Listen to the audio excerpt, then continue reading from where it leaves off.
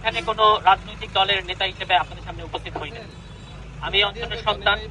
এই Ghorashal pilot school আমার ছোটবেলার স্কুল, এবং এই যে বাজার, এই বাজারকে আমার মনের মধ্যে আমি কখনো অবৈধ বাজার বা অবৈধ জায়গা এরকম আমার কাছে কখনো মনে হয় না, কারণ এটা আমি ছোটবেলা থেকে এই বাজারের উপর দিয়ে হাঁটাহাঁটি করছি, চলাফেরা করছি। সব হচ্ছে রেলওয়ের জায়গা, একদম বাজারের বাংলা জুট মিল পর্যন্ত রেলওয়ের জায়গা, এদিকে সোহাগ সিনেমা হল পর্যন্ত রেলওয়ের জায়গা, বাইপাস যতটুক যান সব রেলওয়ের জায়গা, এরপরে আবার সিএমবি জায়গা, এলজিএলডির জায়গা। সবাই যদি সবার জায়গা নেয়, রেল যদি বলে আমি আমার জায়গা নিয়ে চলে যাবো, নদী যদি বলে আমি আমার জায়গা নিবো গা, এলজিএলডি যদি বলে আমি আমার জায়গা নিবো গা, সিএমবি যদি বলে আমি আমার জায়গা নিবো গা, ঘোড়াশাল নামের যে অস্তিত্বটাই থাকবে না, ঠিক কিনা বন্ধুগণ? আমরা সব সময় দেখতেছি আইন কানুন নিয়ম সরকার এগুলো হচ্ছে জনগণের জন্য, জনগণের উপরে কোনো কিছু না, ঠিক কিনা? আপনাদের জন্য এবং আপনাদের জন্য আজীবন করে যাব এই অঙ্গীকার নিয়ে এনসিপির যাত্রা।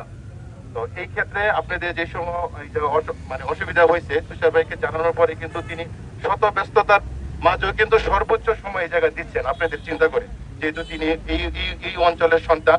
তো আমরা আপনাদের পাশে সবসময় থাকবো। আর ঘোড়াশাল বাজারের কথা বলি, আমরা যেটা ছোট ছিলাম যে ঘোড়াশালের যে অর্থনৈতিক অঞ্চল মূল জোন কিন্তু এই ঘোড়াশাল বাজার থেকে। তো এই ক্ষেত্রে আমাদের আপনাদের এই ব্যবসা বাণিজ্য বা যা আছে এগুলো রক্ষা করার দায়িত্ব আমাদের। পরপরই কেন আমাদের এই ঘোড়াশাল স্টেশনে আমাদেরকে সঠিক এবং সুন্দরভাবে ব্যবসা করার জন্য সরকার কেন বারবার আমাদেরকে উচ্ছেদ করে, আমি এটার কোনো রহস্য বা উদ্ঘাটন করতে পারছি না। দয়া করে আমি তুষার ভাইয়ের নাম শুনে আমি এখানে আসছি। আল্লাহ যেন উনিকে এমন একটি শক্তি দান করে যাতে আমাদের এই ঘোড়াশালের সকল ব্যবসায়ী বৈধভাবে ব্যবসা করতে পারে। আমরা দীর্ঘদিন চেষ্টা করেছিলাম তাকে দেখার জন্য, অনেক অপেক্ষা ছিলেন। আমি আমাদের সামনে দণ্ডায়মান জাতীয় নাগরিক পার্টির সমন্বয়কারী যুগ্ম আহ্বায়ক জনাব সরোয়ার তুষার সাহেব।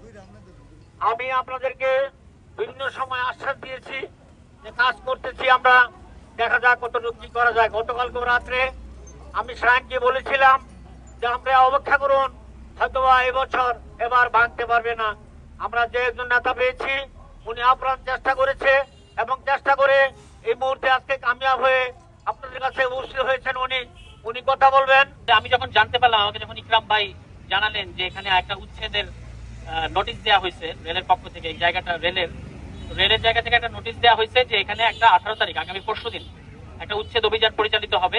তা আমার কাছে প্রথমত এটা খুবই বিস্ময়কর লাগছে যে এটা তো হইতে পারে না, যেখানে এত ব্যবসায়ী ব্যবসা করেন, এটা যার জায়গায় হোক এই ব্যবসায়ীদেরকে এখানে ব্যবসা করতে দিতে হবে। এটা ছিল আমার খুব ডিটেলস না জেনে এটা ছিল আমার প্রাথমিক একটা মানে চিন্তা। তো পরে আমি এখানে আসলাম কয়েকদিন আগে, ইকরাম ভাইয়ের এখানে আমি বসছি, আপনাদের কেউ ছিলেন, তারা আমাকে বললেন যে এখানে বিআইডব্লিউটি আছে, এলজিআরডি আছে, এই রেল আছে, সবকিছু মিলে এই বাজারটা পুরোটাই আসলে এই জায়গার উপরেই দাঁড়ানো, ফলে এটা এখানেই আমাদেরকে ব্যবসা করতে দিতে হবে আমাদের লোকজনকে। তখন আমি রেলওয়ে উপদেষ্টা, আমাদের যিনি মাননীয় রেল উপদেষ্টা ফাউজুল কবির খান, অত্যন্ত সজ্জন ব্যক্তি, তারও তো অনেক ব্যস্ততা। আমার মধ্যে একটা ক্ষুদ্র মানুষের যদি ব্যস্ততা থাকে, তার ব্যস্ততা কয়েকশো গুণ বেশি। তার মধ্যেও আমি এবং আমার সাথে যে সাইফুল ইসলাম ফয়সাল আমাদের দলের শ্রমিক উইং করে, ও নরসিংদী সন্তান রায়পুরার, তাকে আমি বলছি যে আপনি আমাদের সাথে রেল উপদেষ্টার আমরা একটা বৈঠক করবো। তো তিনি আমাদেরকে সময় দিচ্ছেন এবং তিনি আমাদেরকে প্রথম যেদিন আমরা বৈঠক করি কয়েকদিন আগে, তখনই তিনি বলছেন যে না, এটা উচ্ছেদ হবে না, এবং তিনি এটা রেল সচিবকে বলে দিচ্ছেন এবং সেটা শুনে আমরা আসছি। তারপর আমি এটা ইকরাম ভাইকে জানাইছি, আপনাদেরকে জানাইছি যে না, এখানে কোনো উচ্ছেদ হবে না। কিন্তু তারপর আপনারা আমাকে আবার বলছেন যে না, তবু আবারও কিন্তু নোটিশ, আবারও কিন্তু মাইকিং হয়েছে যে এটা উচ্ছেদ হবে। ফলে আমি আজকে রেল উপদেষ্টা ঢাকার বাইরে ছিলেন বেশ কিছুদিন, আজকে সকালবেলা আমরা তার সাথে দেখা করছি তার ক্যাবিনেট মন্ত্রণালয়ে, তিনি সেখানে ছিলেন, রেল সচিব মহোদয় ছিলেন, তারা দুজনই আমাকে পরিষ্কার ভাষায় বলছেন যে এখানে কোনো উচ্ছেদ হবে না।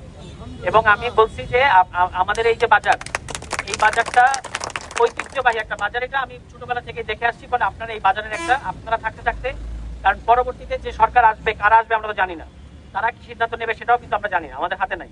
ফলে এই সরকার যেহেতু জনবান্ধব সরকার, জনবান্ধব কাজ করার চেষ্টা করতেছে, আমরা বলছি যে আপনারা থাকতে থাকতে এই জায়গার ব্যাপারে একটা মীমাংসা করে যান, আমাদের ব্যবসায়ীদেরকে এখানে একটা স্থায়ী ঠিকানা যেন দেওয়া হয়। তারা বলছে যে ঠিক আছে, যদি এটা ব্যবসায়ীদের তরফ থেকে সেই ধরনের কোনো দাবি হয়ে থাকে তাহলে আমরা এটা বিবেচনা করবো। তারা এই ব্যাপারে কোনো কথা দেয় নাই।